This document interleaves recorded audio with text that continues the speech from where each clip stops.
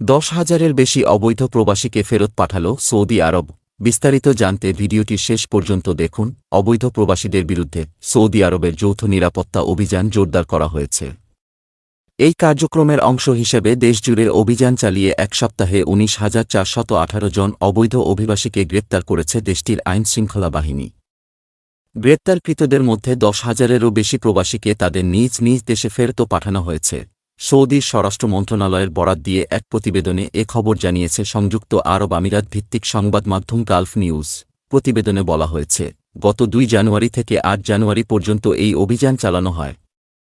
গ্রেপ্তারকৃতদের মধ্যে 1,787 জনের বিরুদ্ধে বৈধ নথি ছাড়া বসবাস, 4,380 জনের বিরুদ্ধে সীমান্ত আইন লঙ্ঘন এবং 3,251 জনের বিরুদ্ধে শ্রম আইন লঙ্ঘনের অভিযোগ রয়েছে। গ্রেপ্তারকৃতদের মধ্যে সীমান্ত দিয়ে অবৈধভাবে প্রবেশের অভিযোগ রয়েছে 1,221 জনের বিরুদ্ধে।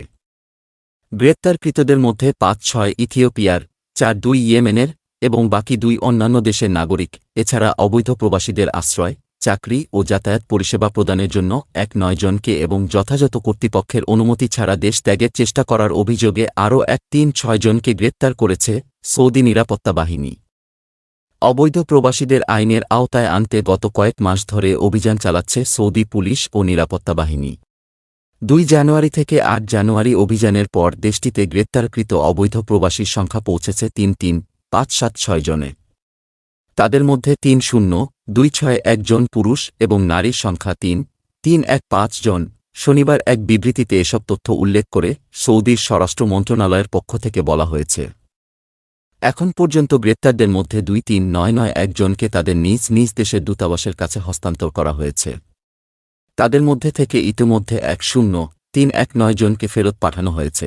মন্ত্রণালয় সতর্ক করে বলেছে, অবৈধ প্রবেশ, আশ্রয় প্রদান বা সহায়তা করলে সর্বোচ্চ 5 বছরের কারাদণ্ড এবং 10 লাখ রিয়াল জরিমানা হতে পারে। এছাড়া মক্কা, রিয়াদ ও পূর্বাঞ্চলে 911 এবং অন্যান্য এলাকায় 999 অথবা 996 নম্বরে কল দিয়ে আইন লঙ্ঘনের তথ্য জানানোর জন্য জনগণকে আহ্বান জানানো হয়েছে।